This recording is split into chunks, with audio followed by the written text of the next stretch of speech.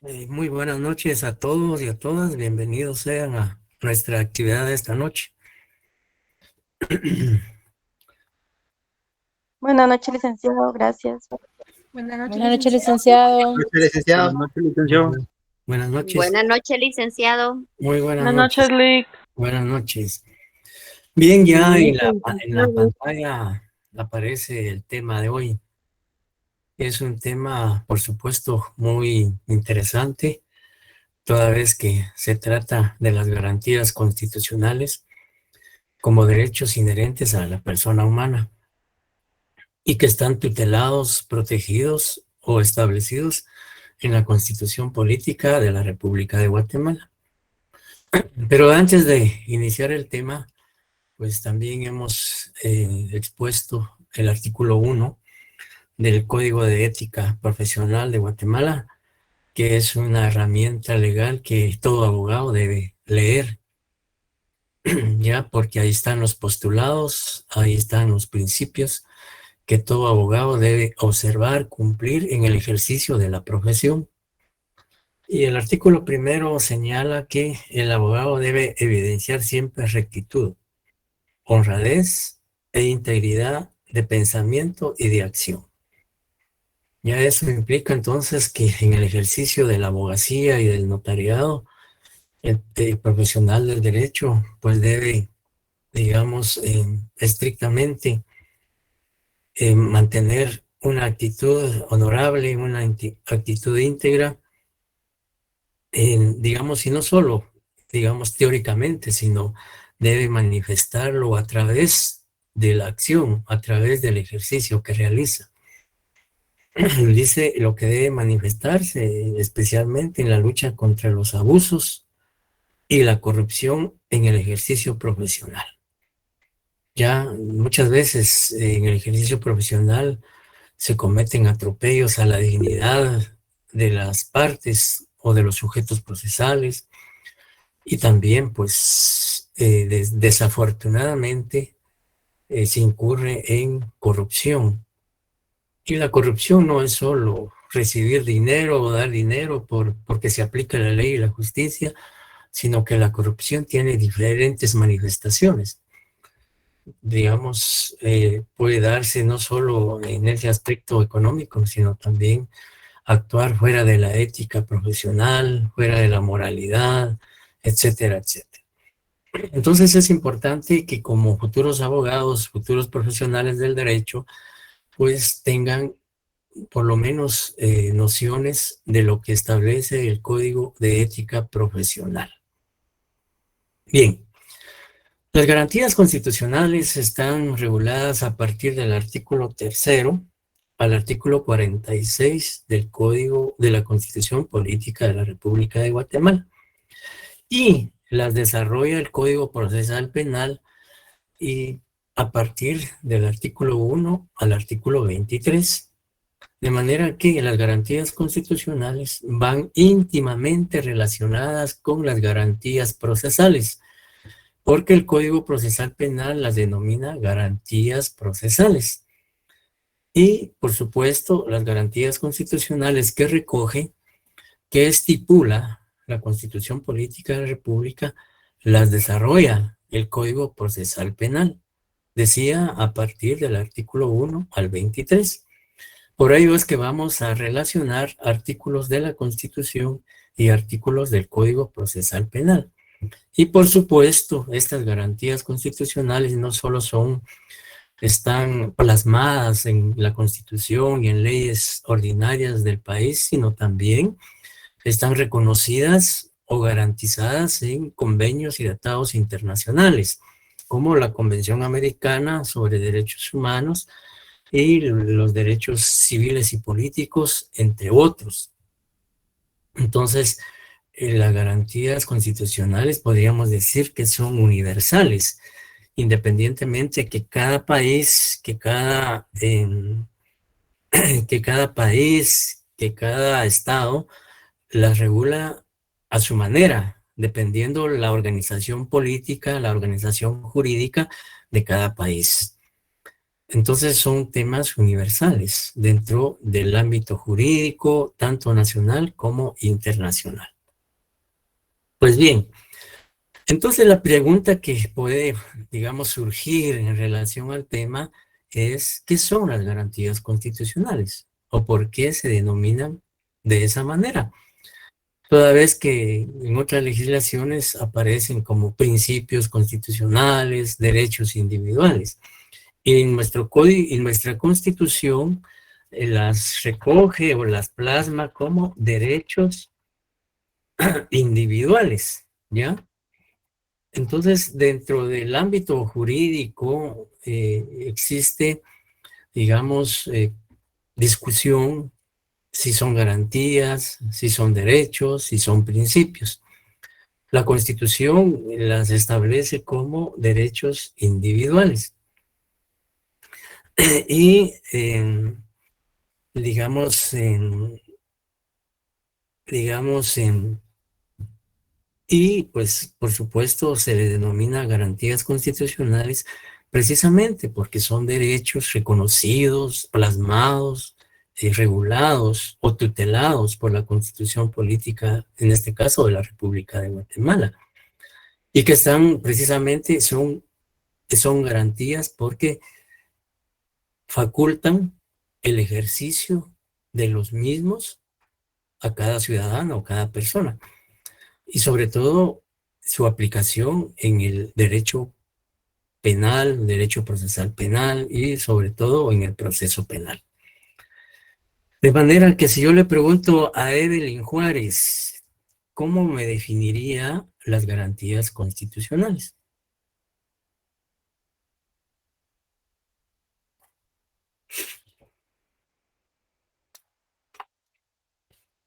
¿Sí me escucha, Evelyn?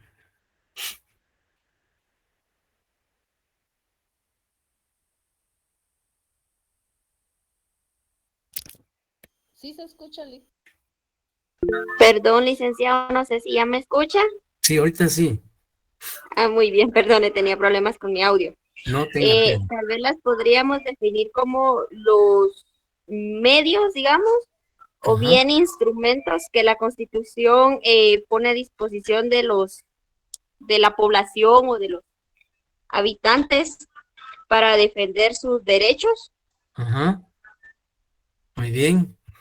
En efecto, sí nos ha aportado ideas importantes, digamos, derechos que el Estado pone a disposición de la población o del ciudadano.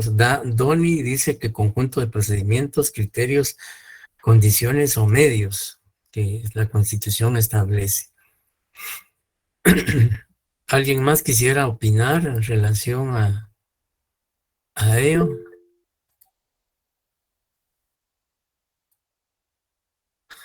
Bien, existe una variedad de definiciones en relación al tema, pero hemos seleccionado, podría decir así, una tan simple, tan práctica y comprensible. Y como decía el compañero que escribió, pues las garantías constitucionales básicamente es el conjunto de derechos individuales. Y la Constitución de la República de Guatemala así lo establece, derechos individuales.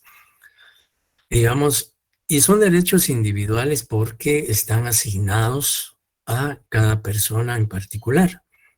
Y por supuesto también a la colectividad, porque recordemos que la Constitución Política de la República plasma los derechos individuales y los derechos sociales, pero nos interesa en este momento lo relativo a derechos individuales.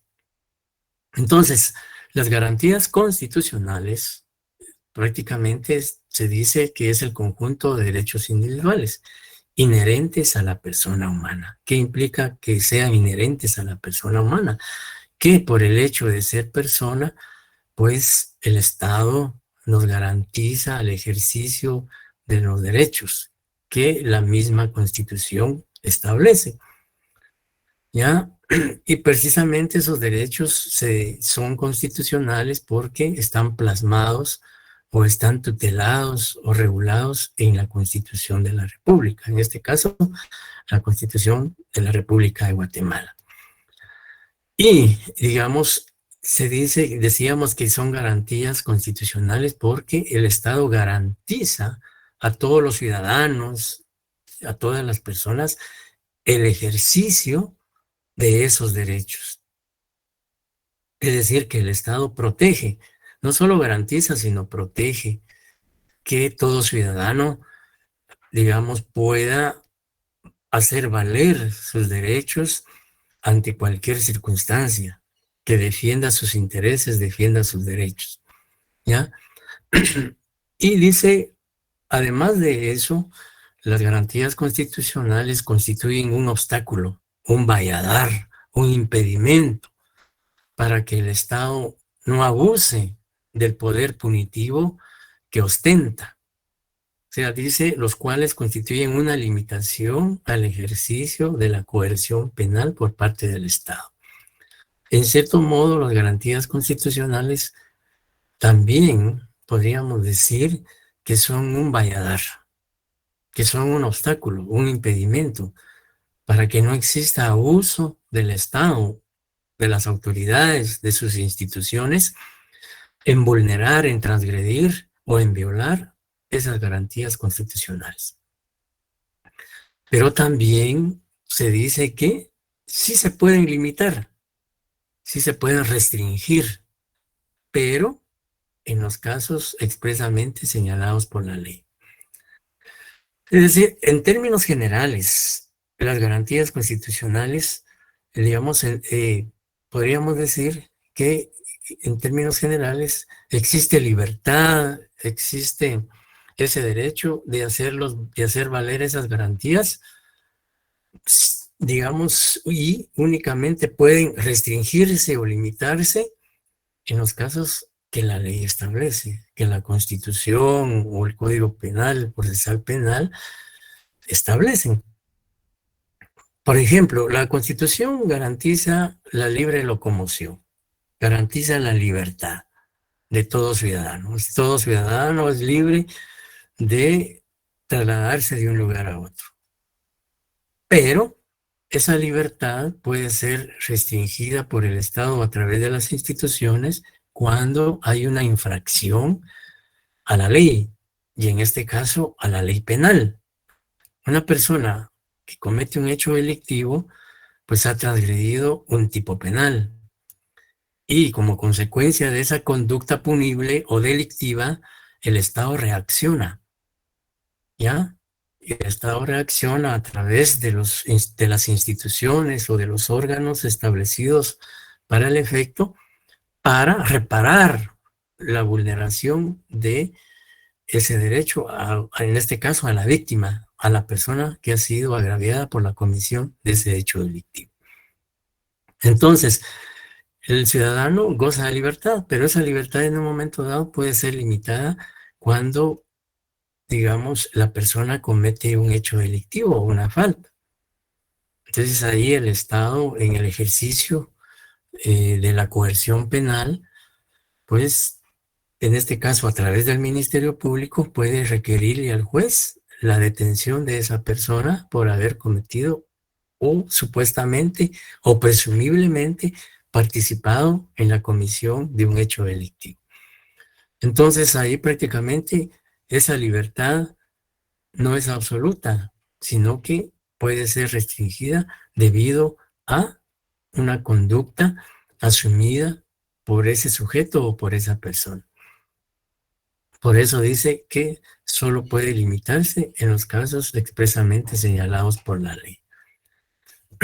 Entonces, no son, como les decía, la regla general es que esos derechos están garantizados para su libre ejercicio, pero excepcionalmente pueden ser restringidos en virtud de, en este caso, hablando del proceso penal, a través del proceso penal se puede restringir esa libertad debido a que el sujeto o la persona ha infringido la ley penal y como consecuencia de esa acción es, digamos, sujeto o sometido a un proceso penal para ser investigado y posteriormente sancionado dependiendo las circunstancias.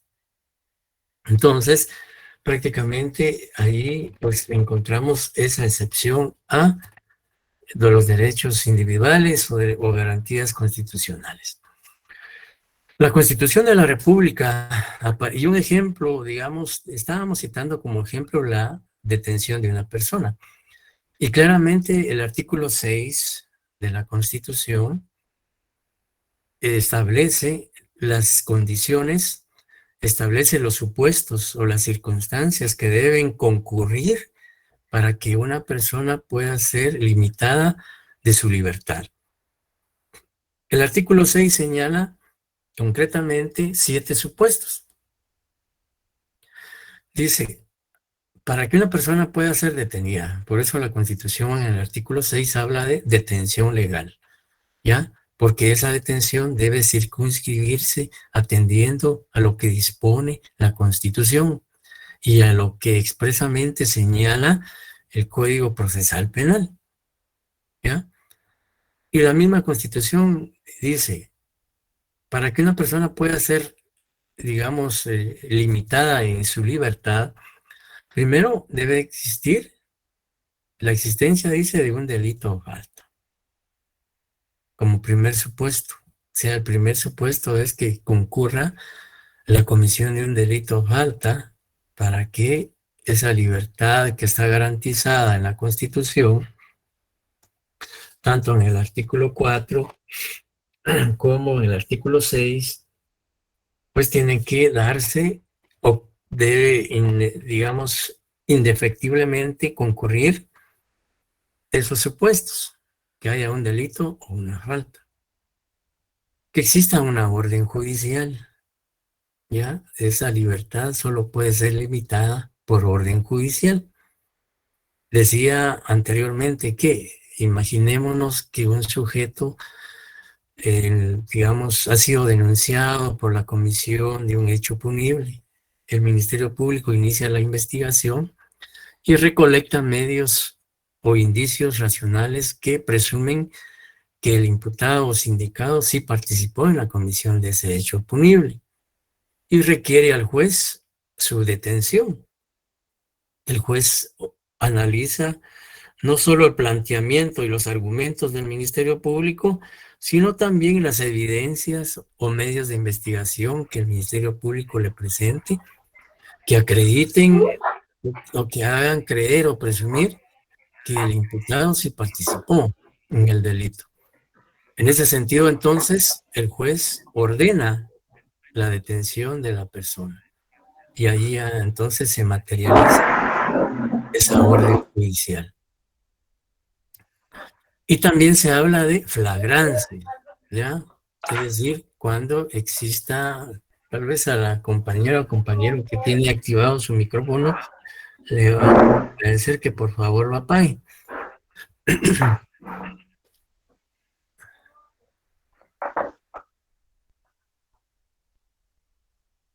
Bien, les decía entonces que también la libertad puede ser limitada por flagrancia. Y ya, de acuerdo al artículo 257 del Código Procesal Penal, se establece cuando hay flagrancia. Ya, sí me están escuchando, ¿verdad? Compañera Valverde, ¿puedes apagar tu micrófono, por favor? Sí, licenciado. Gracias. Lick, usted puede silenciar a los compañeros. No sé cómo. Ok. No. Pero sí se escucha, Lick. Todo bien. Bueno, gracias. Les decía entonces que flagrancia, de acuerdo al artículo 257 del Código Penal, es cuando la persona es sorprendida en el preciso momento en que está cometiendo el hecho delictivo. Y también existe la cuasiflagrancia, que también está contenida en el artículo 257, que vamos a analizar más adelante, pero la cuasiflagrancia es cuando la persona no es sorprendida cometiendo el hecho delictivo, pero se presume que participó en él y que instantes después es aprehendido o detenido con objetos materiales, objetos del delito, dice la ley. Entonces, por flagrancia, flagrancia. Luego, también se habla de que una persona detenida, Firma tu micrófono. de que una persona detenida, Compañeros, por favor, más respeto, hombre. Paguen los micrófonos. Irma Karina, tu micrófono. muchas gracias, compañeros. Les decía que una persona detenida, el artículo 6 dice que deben ser puestos a disposición de la autoridad judicial competente, es decir, ante el juez que emitió la orden judicial de aprehensión. Y de acuerdo a la Constitución, el plazo para ponerlo a disposición del juez es de 6 horas. Dice, los detenidos no quedan sujetos a ninguna otra autoridad. Es decir, que una persona aprehendida flagrantemente o por orden judicial, única y exclusivamente puede ser puesta a disposición de el juez que, digamos, emitió la orden judicial, si la aprehensión es precisamente por orden judicial. Pero si es por flagrancia, debe ser puesto a disposición si es en la ciudad de Guatemala, por ejemplo, ante el juez penal de turno. Por eso hay, digamos, tribunales penales de turno las 24 horas, cuando una persona es detenida flagrantemente.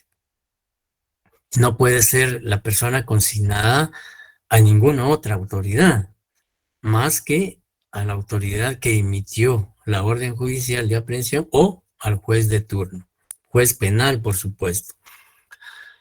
Y dice, de oficio se inicia proceso o de oficio se inició proceso contra la persona que infrinja este artículo.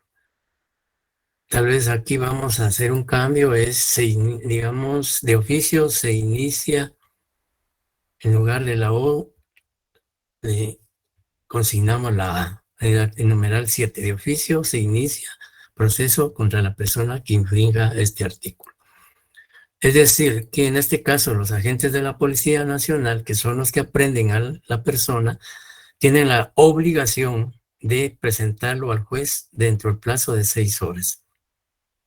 Si no cumplen con ese plazo, pues pueden ser procesados, en este caso, por incumplimiento de deber, ¿verdad? Porque hay un retardo, digamos, en el cumplimiento de una responsabilidad que ellos tienen, en este caso, de consignar a la persona dentro del plazo de 6 horas. En ese sentido, entonces, la Constitución claramente señala que hay responsabilidad, y no solo penal, sino puede haber también otro tipo de responsabilidad civil, responsabilidad administrativa. Entonces, podría darse el caso aquí de un delito de incumplimiento de deber. Si vemos rápidamente el artículo 419 del Código Penal, si lo tienen a la mano, por favor que alguien le dé lectura.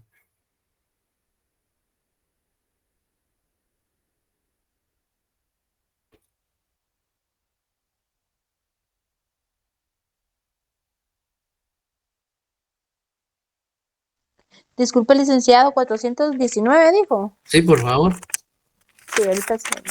Código Penal. Incumplimiento de Penal deber. Dale, compañera. Gracias. Incumplimiento de deberes. Comete delito de incumplimiento de deberes el funcionario o empleado público que omitiere, rehusare o retardare realizar algún acto propio de su función a cargo. El responsable de este delito será sancionado con pena de prisión de 3 a 6 años e inhabilitación especial.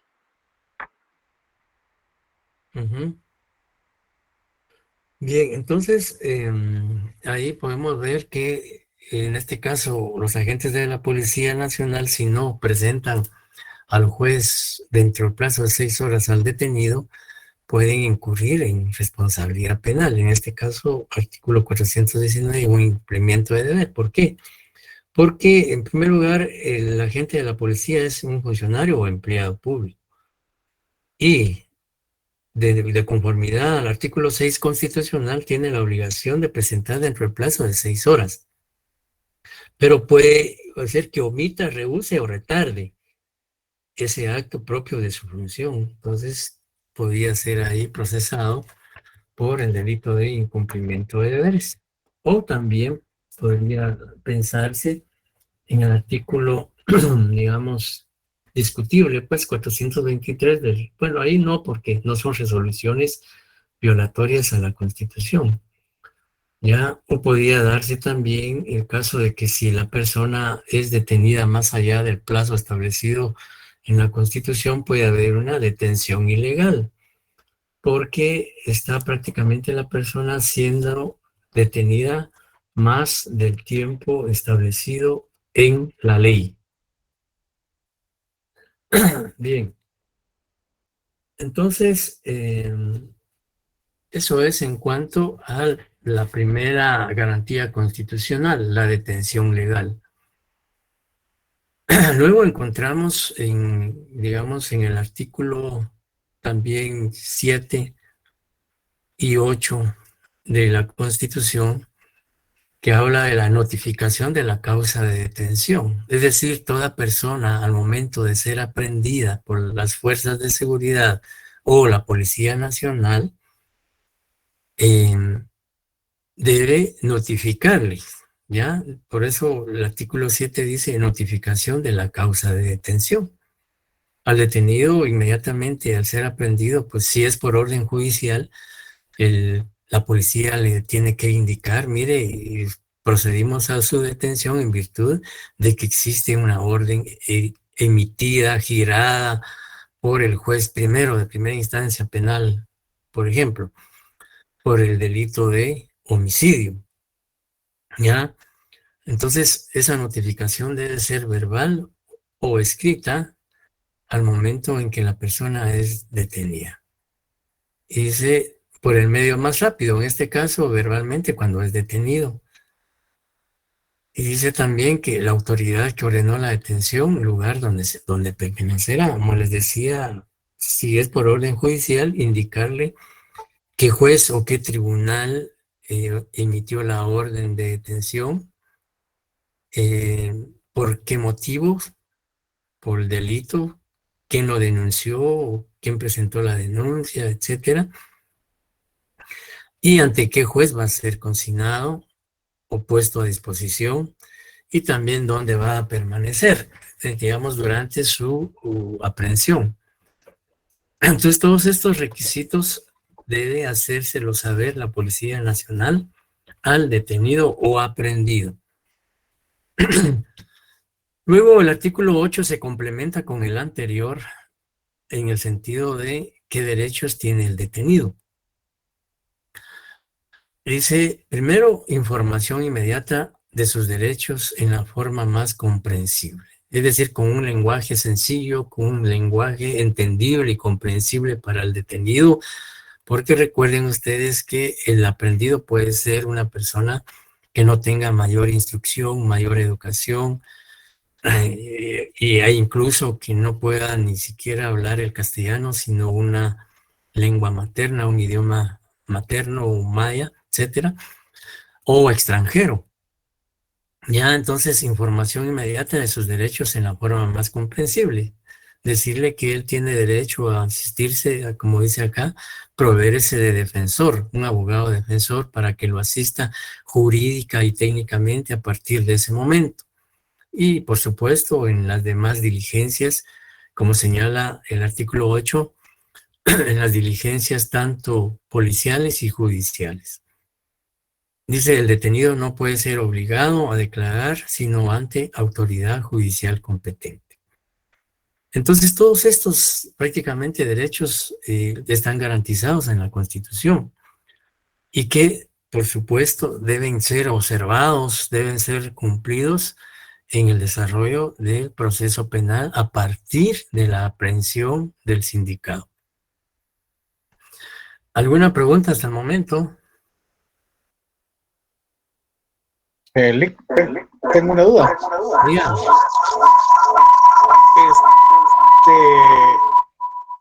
Las 6 horas Ajá.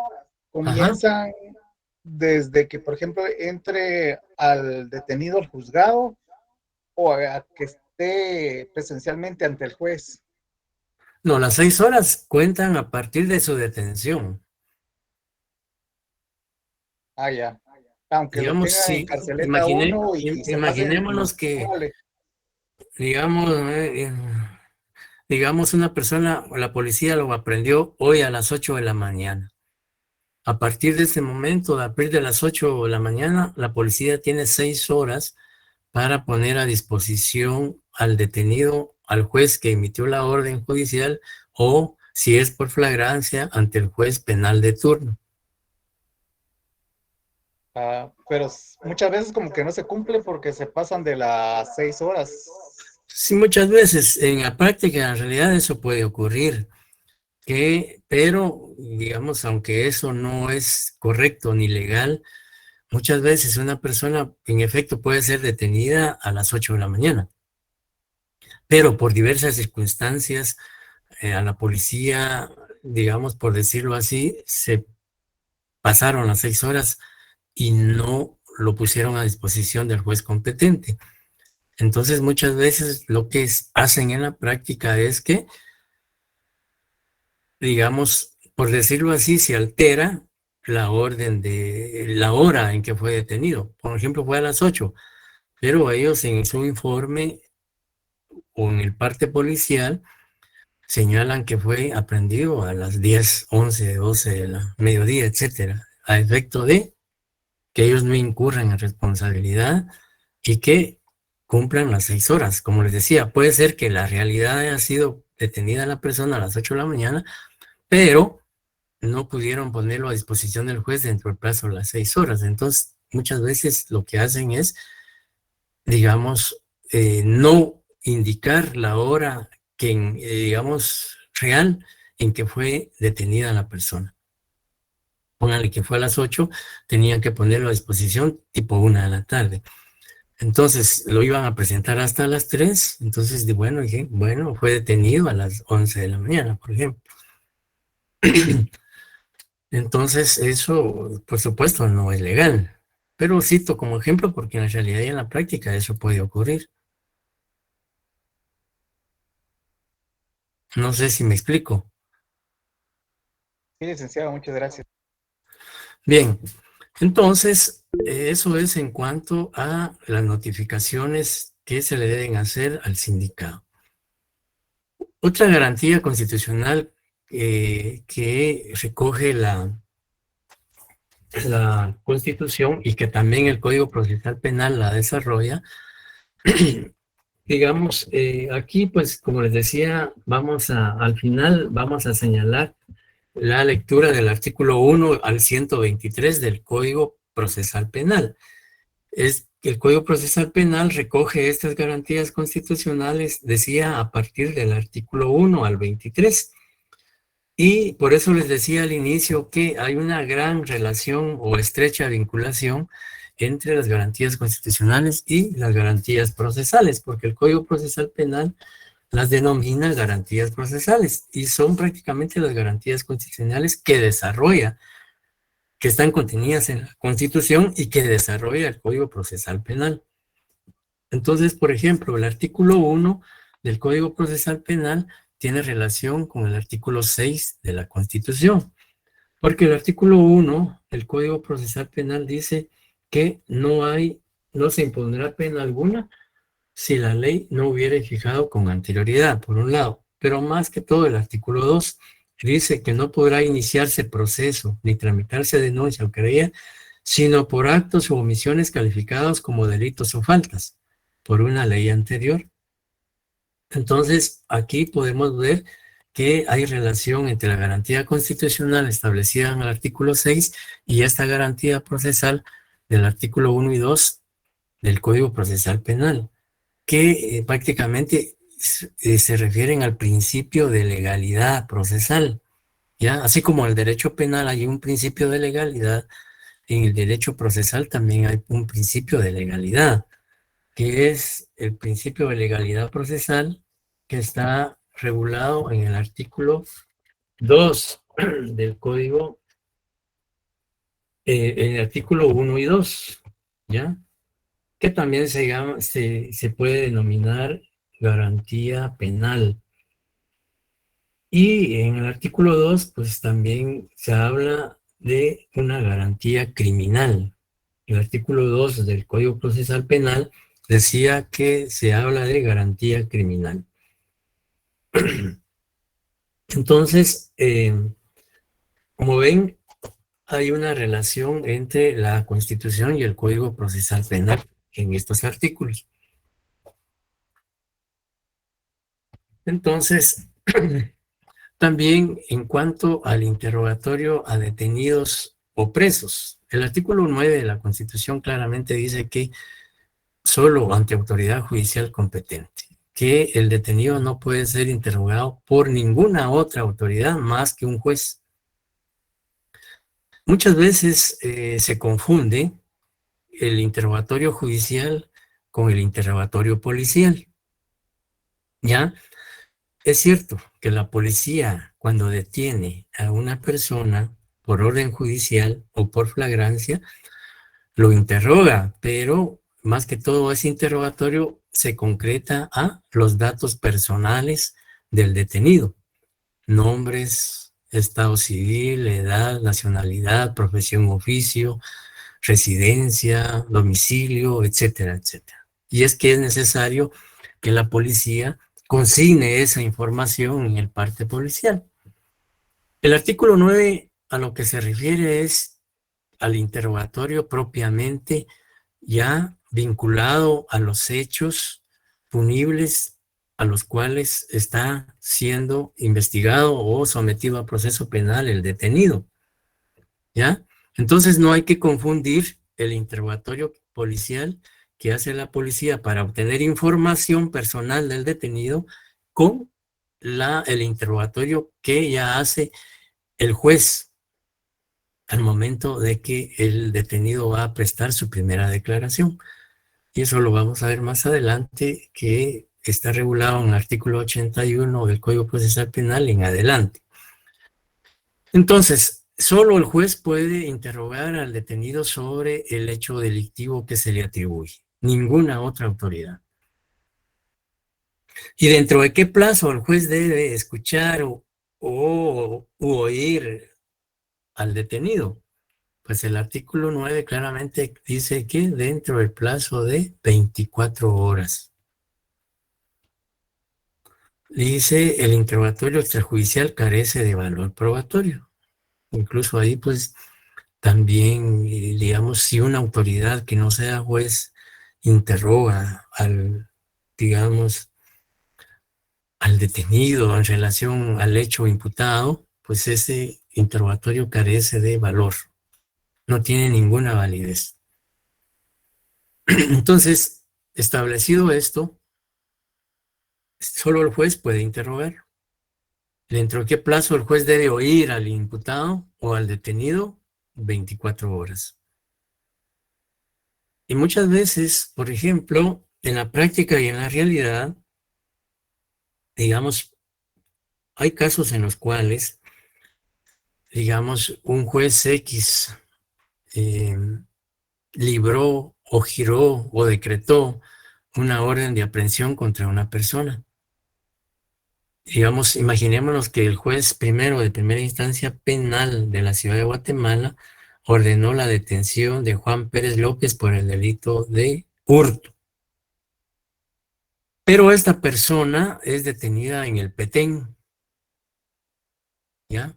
Obviamente, al menos que lo trasladen por avión, pues pueden ponerlo a disposición del juez que ordenó la aprehensión, primero dentro del plazo de 24 horas. Y el juez oírlo dentro del plazo, dentro de las 6 horas, digamos, la policía lo puede poner a disposición del juez y luego el juez dentro del plazo de 24 horas tomar su primera declaración. Pero ahí sí que estamos suponiendo que lo trasladen vía aérea. Pero ¿qué pasa si no es trasladado a la ciudad de Guatemala ante el juez que ordenó su aprehensión dentro del plazo de 6 horas y el juez oírlo dentro de 24 horas por la distancia, etcétera? Lo que ocurre es entonces el juez de Petén, el juez penal de Petén, para cumplir con el plazo de 24 horas que establece la Constitución, lo que hace es hacerle saber al detenido el motivo de su detención. Ya, ahí prácticamente el juez de Petén prácticamente le hace saber al detenido que fue detenido, valga la redundancia, que fue aprehendido por orden del juez primero de primera instancia penal de la ciudad de Guatemala por el delito de hurto y que va a prestar su primera declaración ante ese juez cuando ya sea trasladado a la ciudad de Guatemala. Entonces ahí el plazo de 24 horas se cumplió, porque el juez, es cierto, el juez de Petén no tiene el expediente, no tiene el proceso, no conoce nada del proceso que el juez de la ciudad de Guatemala está tramitando en contra del detenido, sino únicamente lo escucha, le recibe información de sus datos personales, etcétera, y le hace saber que fue detenido por orden de juez de la ciudad de Guatemala por el delito tal, etcétera, etcétera. Entonces, en esos casos, por eso es que en la práctica y en la realidad, ustedes han visto que, digamos, en muchos casos solo se dice, el juez le hizo saber el motivo de su detención.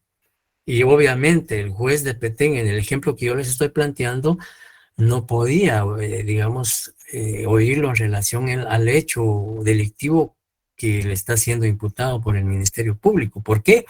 Porque no tiene los antecedentes, no conoce nada de ese proceso. Pero a efecto de evitar no cumplir con las 24 horas, pues lo escucha únicamente en relación a sus datos personales y él como juez le hace saber el motivo de su detención. ¿Estamos claros con Buenas esto? noches. Buenas noches. Perdone con una consulta. Digamos, si aquí ya se cumplió el plazo porque el juez, como usted ponía el ejemplo del Petén, hizo saber al detenido porque fue que lo detuvieron, ¿verdad? Valga la redundancia. Ya pasaron para cumplir este plazo. ¿Cuánto de plazo tiene luego el detenido para ya ser escuchado en el juzgado donde realmente el juez se ordenó su detención? Fíjate que la ley no establece un plazo. La ley solo habla de 24 horas para oírlo en primera declaración.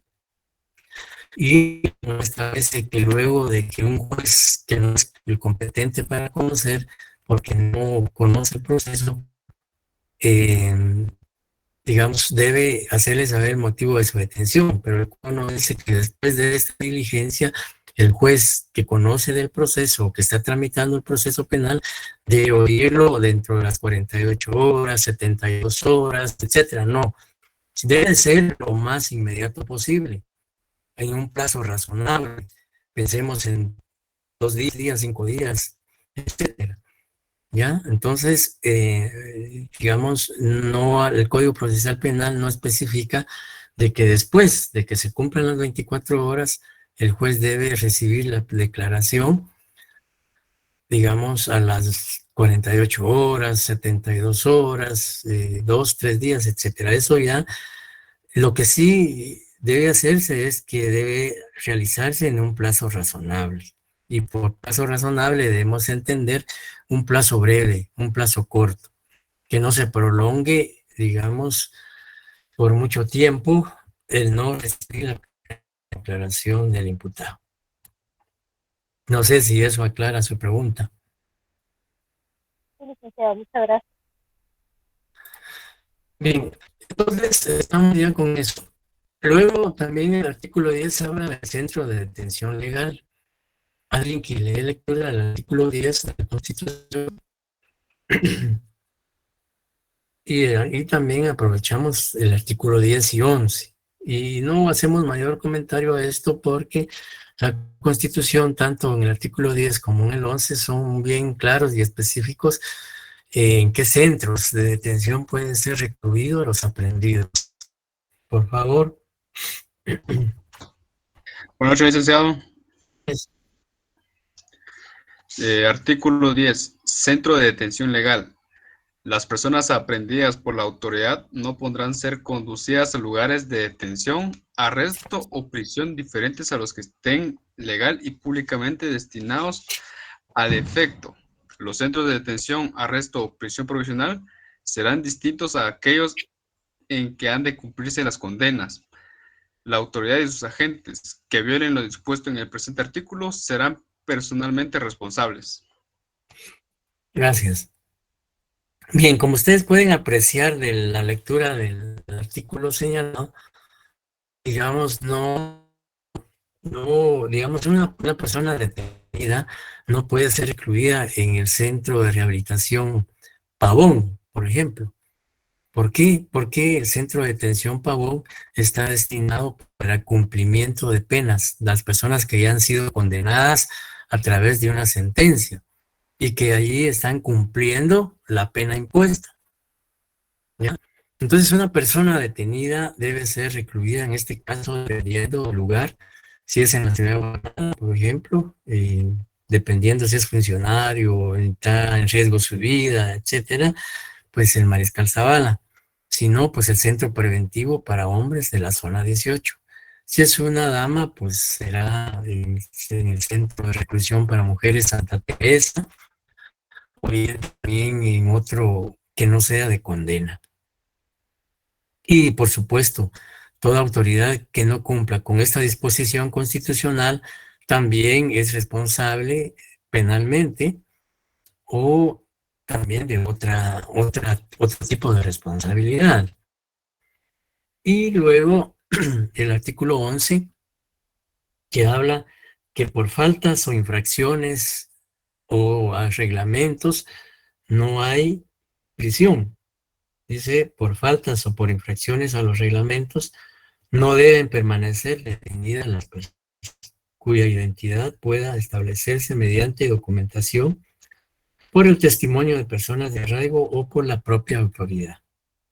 En dichos casos, bajo pena de la sanción correspondiente, la autoridad limitará su cometido a dar parte del hecho a competente y a prevenir al infractor para que comparezca ante el mismo dentro de las 48 horas hábiles siguientes. Para este efecto son hábiles todos los días del año y las horas comprendidas entre las 8 y las 18 horas. Quienes desobedezcan el emplazamiento serán sancionados conforme a la ley. Esto se refiere ya a la persona que no cumpla con comparecer a la autoridad dentro del plazo de las 48 horas. Entonces, por faltas o infracciones a reglamentos, no puede ser detenida una persona. ¿Ya? Entiéndase bien, por faltas o infracciones a reglamentos.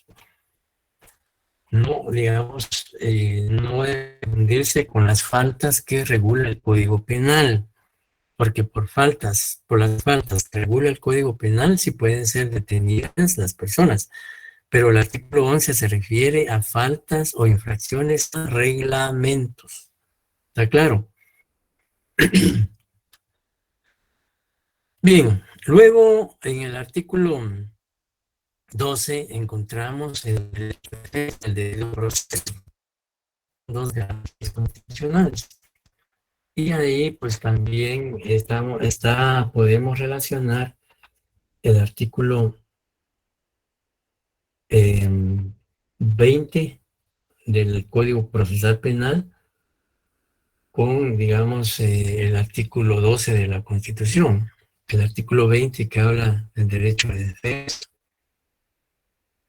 Podemos mencionar el artículo 8 de la Convención Americana sobre Derechos Humanos y el artículo 2, literal D. Entonces, y el derecho de defensa,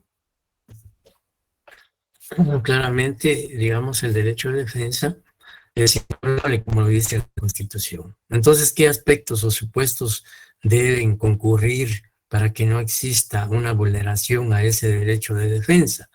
Primero, pues el derecho de defensa es inviolable. Esto implica que ninguna autoridad puede transgredir esa garantía constitucional o el derecho de defensa. El derecho de defensa no puede ser limitado bajo ningún punto de vista.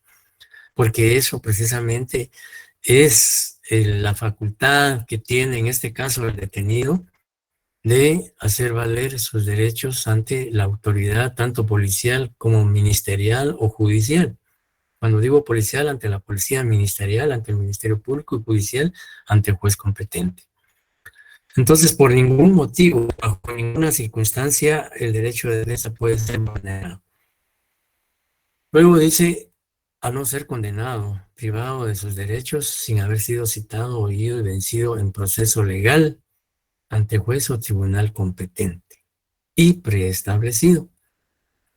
Entonces, obviamente, una persona que es detenida no puede ser, por muy, digamos, aún exista una serie de medios de investigación que lo incriminen o que lo vinculen al hecho delictivo imputado, pues obviamente al ser detenido no puede ser de una vez condenado, sino que tiene que cumplirse con el debido proceso hasta llegar a una sentencia, y si es condenado o puede ser absuelto. Por eso dice que el derecho de defensa implica no ser condenado ni privado de sus derechos sin haber sido citado, oído y vencido en proceso legal ante juez o tribunal competente y preestablecido. ¿Ya? Ahí también, como decía, tiene que ser necesariamente por un juez. Entonces, eso pues son aspectos importantes que establece y no solo la Constitución, sino el Código Procesal Penal. Y, digamos, aquí podemos relacionar el artículo 7 del Código Procesal Penal, digamos, que habla de la independencia e imparcialidad de las personas sometidas a un proceso. Y en la última parte, o el último párrafo del artículo 7 del Código Procesal Penal, dice, nadie puede ser juzgado, condenado, penado, sometido a medidas de seguridad y corrección, sino por los tribunales designados por la ley antes del hecho de la causa. Digamos, en este último párrafo del Código Procesal Penal, si ustedes gustan, pueden, digamos, marginar, ahí sí que en cualquier parte, o consignar el juez natural, ¿ya? Ahí encontramos la figura de juez natural en ese último párrafo del artículo. Y el juez natural es aquel que ha sido, como dice este por la ley antes del hecho de la causa, ¿ya? Juez natural. Y pues también decíamos que el artículo 20 del Código Procesal se relaciona con el artículo 12 de la Constitución. ¿Preguntas? Lick, perdone la molestia, cuando mencionó lo de juez ¿Se me natural, podría hablar más recio que no le escucho? Sí, perdone, Lick, cuando usted habló de juez natural se entrecortó cuando usted dio el concepto, no sé si lo podría repetir. No, dile que no le escucho, perdone. Sí, es que se le escucha entrecortado, Lick, perdone, y cuando usted mencionó juez natural no le oí la definición. Sí, decía que en el párrafo, el último párrafo del artículo 7, que habla de que nadie puede ser juzgado, condenado, penado, sometido a medidas de seguridad y corrección, sino por tribunales designados por la ley antes del hecho de la causa, es decir, jueces designados antes de la comisión del delito. A esos en la doctrina se les llama juez natural. ¿Por qué juez natural? Porque previamente ha sido establecido por la ley para juzgar a una persona de la comisión de un hecho delictivo. No sé si me explico. Sí, Lick, gracias. Para servirle. Pues entonces, luego regresando al tema, si no hay otra pregunta, pues entonces seguimos adelante. En el artículo 13 encontramos motivos para auto de prisión. La Constitución en este aspecto es bien clara, concreta, y dice que la persona puede ser privada de su libertad mediante un auto de prisión. Es decir, un auto de prisión es una resolución judicial que emite un juez que ordena la privación de libertad de la persona, en este caso del sindicado o del imputado. Y vamos a ver más adelante, digamos, cuando veamos las medidas de coerción, que está el autoprocesamiento, la prisión preventiva, etcétera, pues vamos a explicar, digamos, otros aspectos importantes en relación al auto de prisión. Pero la Constitución claramente dice que para que un juez pueda emitir un auto de prisión, es decir, ordenar el ingreso del detenido a un centro de prisión, entonces primero pues dice información de la comisión de un delito. Ese tiene una relación con el artículo 2 también del Código Procesal Penal, con el artículo 4 del Código Procesal Penal. Dice la información de la comisión de un delito. Es decir, volvemos a lo que anteriormente señalábamos, de que si no existe la comisión de un delito, pues obviamente no puede dictar un juez un auto de prisión. El primer supuesto es la concurrencia de un delito, o en otros términos, la vulneración a un tipo penal, la transgresión al Código Penal por defecto de una persona, y que ese hecho sea tipificado como delictivo. Luego dice concurrencia de motivos racionales suficientes para creer que la persona detenida lo ha cometido o participado en él. Es decir, tienen que haber medios de convicción, tiene que haber evidencia concreta que haga creerle al juez o presumir que en efecto el detenido sí participó en el hecho delictivo. No estamos diciendo que es culpable o que es responsable, porque eso solo se puede decretar en una sentencia de condena. Lo que importa aquí es que el juez, al momento de emitir ese auto de prisión, tiene que estar convencido de que los medios de investigación que le presentó el Ministerio Público en una audiencia hacen creer o presumir que el detenido cometió el hecho. Por ejemplo, puede ser que el Ministerio Público presente la declaración de 2 testigos presenciales. Observaron que el detenido cometió el hecho delictivo. Puede ser que el Ministerio Público presente documentos que relacionen el sindicado con el hecho punible, presente pruebas o medios de investigación periciales, presente prueba material, por ejemplo, el arma utilizada para la comisión del hecho delictivo, etc. Esos son motivos racionales suficientes para creer que la persona o el imputado ha cometido el delito. Si no concurren en situaciones, obviamente el juez está impedido a emitir un auto de prisión. Claramente la Constitución dice que para que el juez pueda decretar auto de prisión, imperativamente deben concurrir los supuestos que establece esa norma constitucional. Luego encontramos en el artículo 14 la presunción de inocencia y publicidad del proceso. Esta actividad constitucional pues tiene relación también con el artículo 14 del Código Procesal Penal. ¿Ya? Entonces, ahí se habla también del tratamiento como inocente que establece el artículo 14 del Código Procesal Penal relacionado con el 14 constitucional.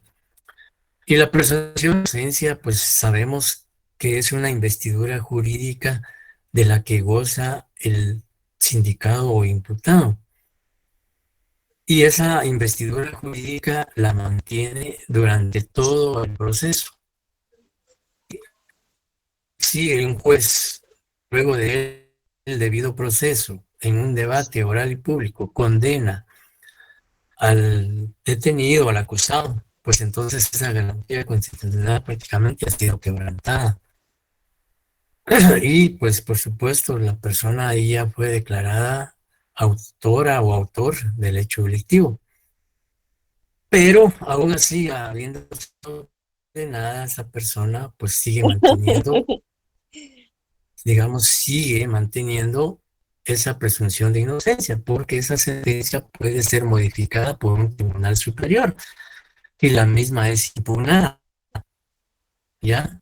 Entonces, la garantía de presunción de inocencia se mantiene hasta que el fallo judicial, en este caso una sentencia, quede debidamente ejecutoriada, es decir, que firme, que ya no proceda ningún recurso contra esa sentencia. Entonces, y así lo dice la Constitución, dice que toda persona es inocente mientras no se le declare responsable judicialmente en sentencia debidamente ejecutoriada. Y ya decía que unas debe entenderse por sentencia debidamente ejecutoriada aquella decisión judicial que ya no es susceptible de ser impugnada por ningún medio, valga la redundancia, de impugnación establecida en la ley. ¿Está claro?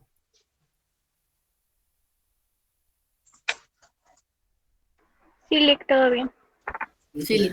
Bien, luego se dice el detenido o vendido, el Ministerio Público y los abogados designados por los interesados en forma verbal o escrita tienen derecho de conocer personalmente todas las actuaciones, documentos y diligencias penales sin reserva alguna y en forma... No, ¿dónde está el recibo de sales? Por favor, si pudiera... Stephanie, por favor. Salite si ya no querés recibir la clase, por favor. Bien, tratemos de evitar esas circunstancias, compañeros. La verdad es que sí, así modo de ver. Y pues obviamente si no hay ningún interés en recibir la clase, no hay ningún inconveniente de mi parte, pueden, digamos, desconectarse, no hay ningún problema. Pero sí no perjudiquemos a los demás compañeros que tienen el deseo y el interés de recibir la clase. Y les decía entonces que en este caso prácticamente hoy está de moda en muchos procesos la reserva, ¿ya? Y por cierto hay mucho abuso en la reserva, porque ahora en cualquier caso puede decretarse la reserva, y realmente la reserva, la ley lo reguló tanto en el artículo constitucional que habla del el artículo 14 de la Constitución, que habla de que, digamos, la publicidad del proceso, el proceso penal es público, pero solo dice el detenido, la víctima ofendido, el Ministerio Público y los abogados designados por el interesado en forma verbal o escrita tienen derecho de conocer personalmente todas las actuaciones, documentos y diligencias penales, sin reserva alguna y en forma inmediata. Así dice la Constitución claramente. Si bien es cierto, el Código Procesal Penal fue reformado el artículo, veamos el artículo 314 del Código Procesal Penal,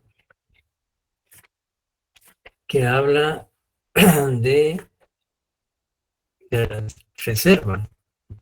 Entonces, el artículo 300 del Código Procesal Penal tiene relación con el 14 de la Constitución. Y claramente el artículo 314, si alguien le puede dar lectura al artículo 314 del Código Procesal Penal,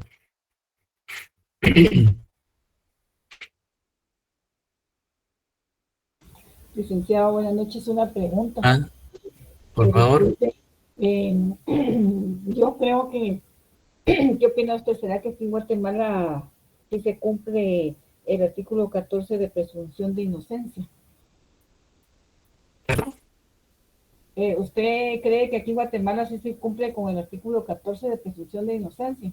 Porque a veces... Pero lo que sí se cumple, lo que yo les decía era de que, digamos, a raíz de la reforma del artículo 314 del Código Procesal Penal que habla de la reserva, siento yo, es mi criterio, que ha habido un abuso de la reserva, que en muchos casos a veces ahora, digamos, se acude a la reserva a efecto de que las incidencias del proceso penal no sean conocidas, ¿ya? O que no se pueda aportar mayor información.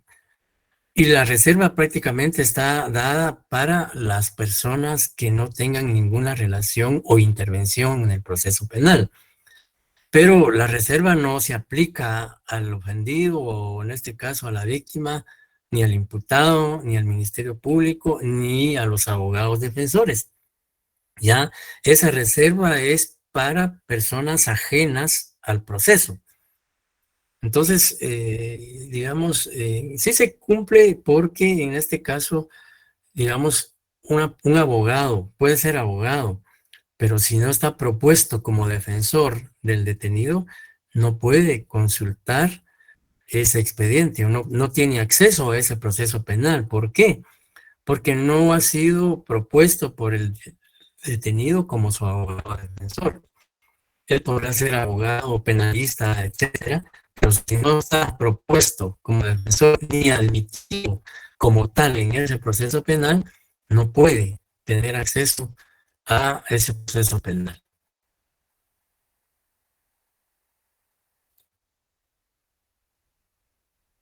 Bien, digamos entonces, decía que el artículo 314 y el 14 del Código Procesal Penal se relaciona con el 14 de la Constitución.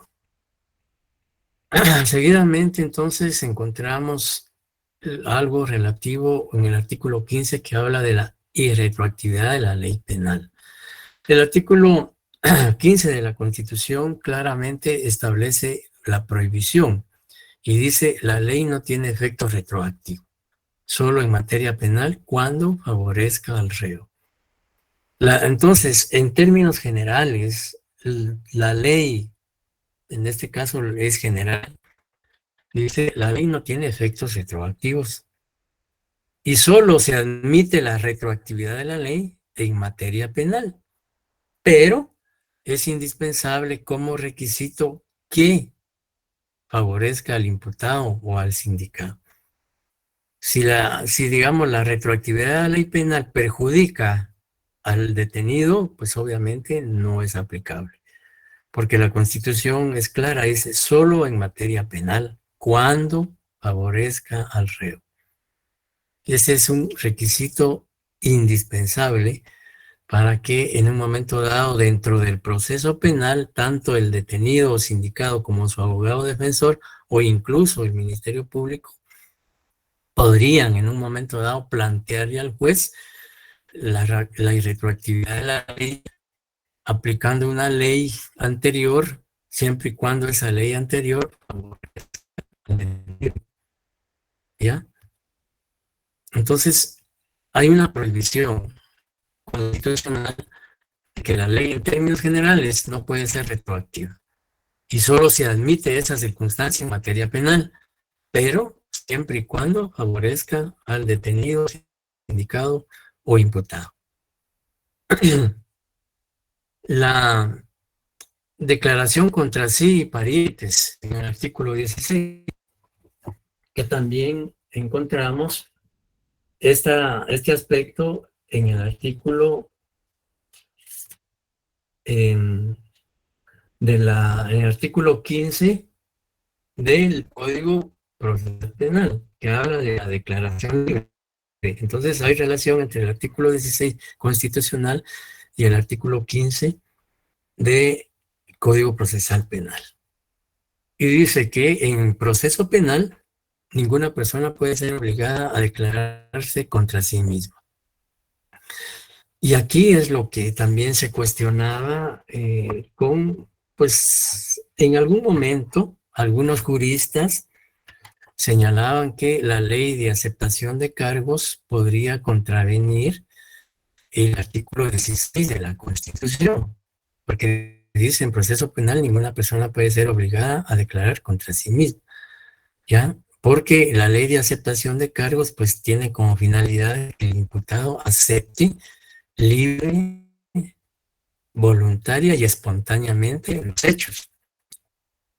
Ya decía que en algún momento algunos juristas señalaban que la ley de aceptación de cargos podría contravenir o podría contradecir el artículo 16 de la Constitución. Sin embargo, el artículo 16 de la Constitución claramente dice, en proceso penal, ninguna persona puede ser obligada a declarar contra sí misma. Entonces aquí lo importante es que no exista coacción, que no exista una forma de obligar a una persona que declare contra sí misma.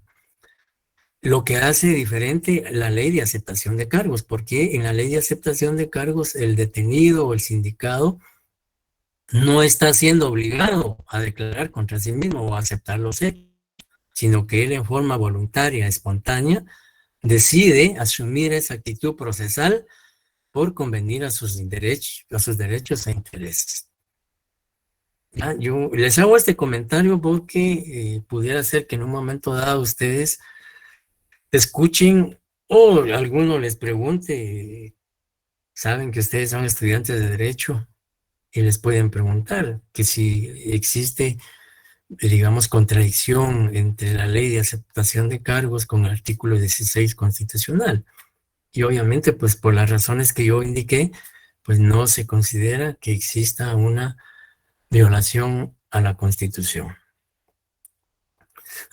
Por un lado, porque y también, por un lado, la Constitución, el artículo 16 habla de declarar, ¿ya?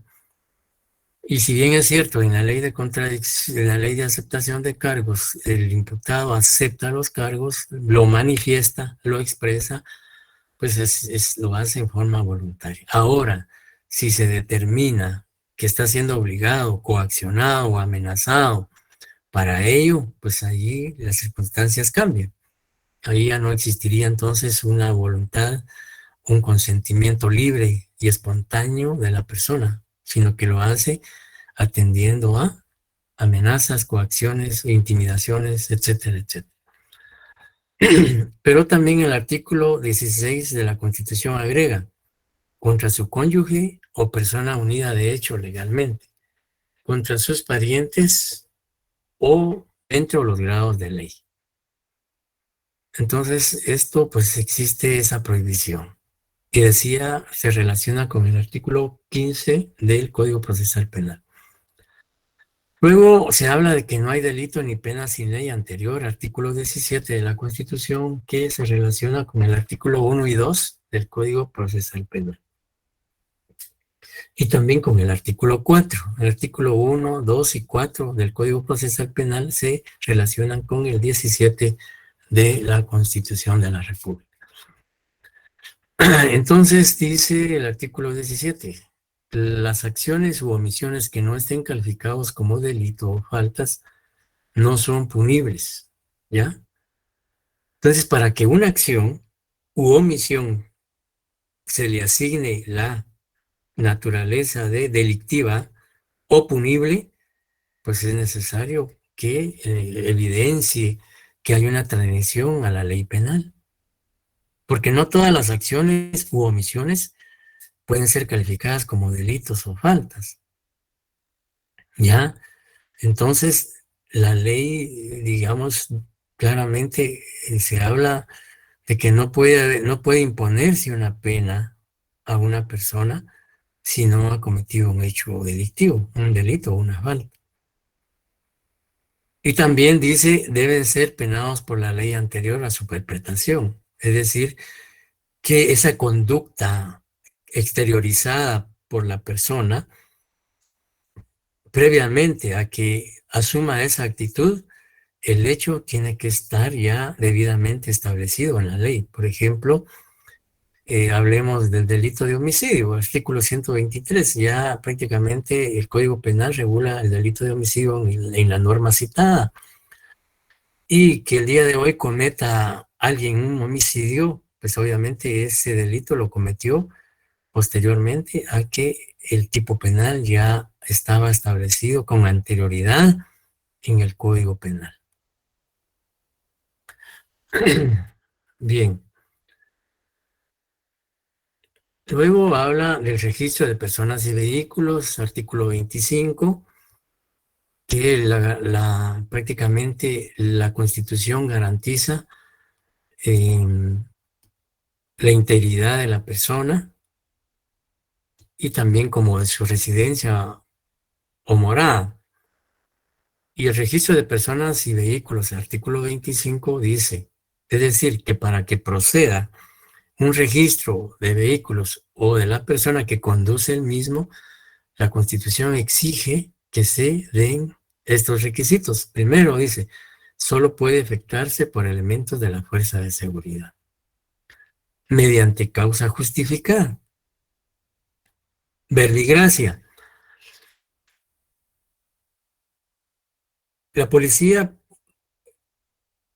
digamos, debido a la comisión de un hecho delictivo o un asesinato, por ejemplo, en la vía pública, puede en un momento dado realizar registro de vehículos y de la persona que conduce el mismo. ¿Por qué? Porque en ese sector se cometió un hecho delictivo, un asesinato. Allí hay una causa que justifica ese operativo o ese retén que está haciendo la policía. Pero si no hay ninguna circunstancia que justifique, si no hay ningún motivo que ampare ese registro, pues puede haber ahí una violación a la Constitución, en el artículo 25. Porque la Constitución es clara al decir que solo se puede efectuar, primero por elementos de la fuerza de seguridad, mediante causa justificada. Si no hay una causa justificada que amerite ese retén, pues podría haber ahí una ilegalidad. Además dice debidamente uniformados, ¿ya? La policía tiene que estar uniformada para distinguir que son elementos de seguridad los que están realizando ese operativo o esa revisión. También dice pertenecer al mismo sexo de los requisados y respetar la dignidad, intimidad y decoro de los mismos. Por ejemplo, si la conductora de ese vehículo es una dama, tiene que ser una mujer policía la que realice ese registro. No puede un policía nacional varón, valga la redundancia, proceder a registrar a esa dama que va conduciendo ese vehículo. Entonces, requisitos indispensables para que proceda al registro de personas y vehículos están claramente definidos en el artículo 25. El artículo 28 de la Constitución garantiza el derecho de petición y significa que todo ciudadano tiene derecho de formular ante las autoridades cualquier petición y la autoridad tiene la obligación de resolverlos dentro del plazo de 30 días.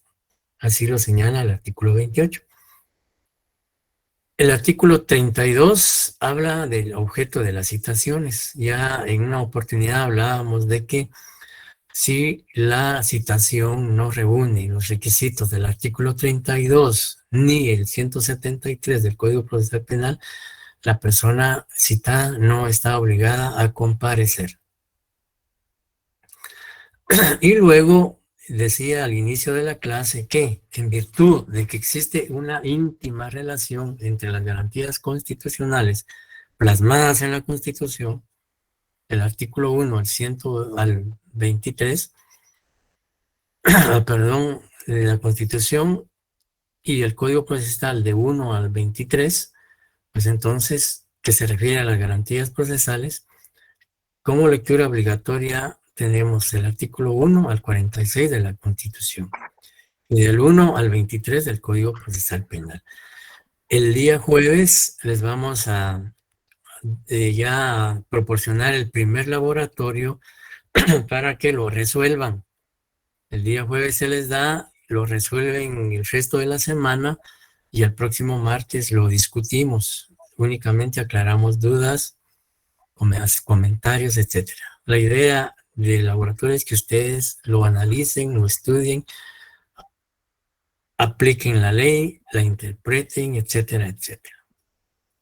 Entonces, por favor, todo lo que es relacionado a las garantías constitucionales del 1 al 46 de la Constitución y las garantías procesales del 1 al 23 del Código Procesal Penal. ¿Alguna duda o pregunta? No, Lick, gracias. Bien. Muy bien, entonces, en virtud de que no hay dudas, comentarios, reproches, etcétera, entonces damos por concluida nuestra reunión de hoy y Dios mediante nos estamos saludando entonces el próximo jueves. Feliz noche, Lick. Feliz noche, Buenas licenciado. Buenas noches. Gracias, licenciado. Feliz noche. Buen descanso. Buenas noches, licenciado. Buenas noches.